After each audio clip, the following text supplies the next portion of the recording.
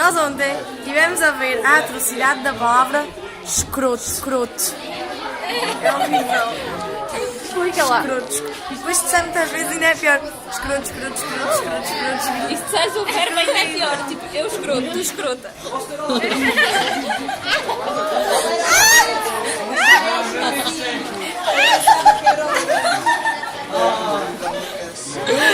Escrota, não fiz. É horrível, horrível. Escroto. Joana está escrotada. Obrar ainda é pior. Obrar ainda é pior. Obrar. E tu dizes o quê? Eu não. Tu dizes Evacuar. Evacuar. Lina, estás a ver a atrocidade da palavra escroto. Vai ser de onde? Escrotar e passa Margarida. Tem de ir lá. Eu escroto, tu escrotas, eu escrota, nós escrotamos, vós escrotais, eu escroto. Oh, peraí. E o passado, eu escroto. Gerúndio. Escrotando. Mas passa aqui quem? Escrotando. Pode passado, escrutido. Até gerúndio escrotando.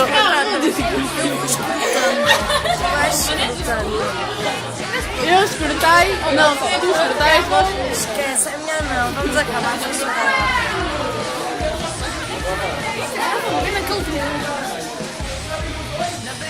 Eu também.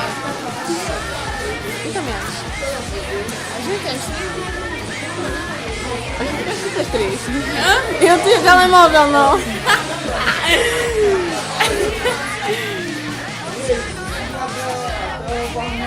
Mas já chega. Não chega nada, tem coisas para dizer. Então vá, diz lá. Tenho a dizer que tem um gosto muito mau.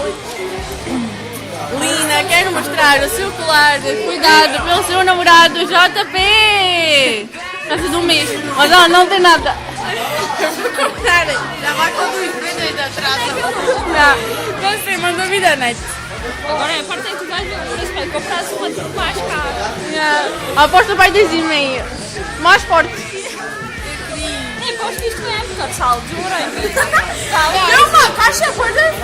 Olha, Com a almofadinha. olha, isso é tudo.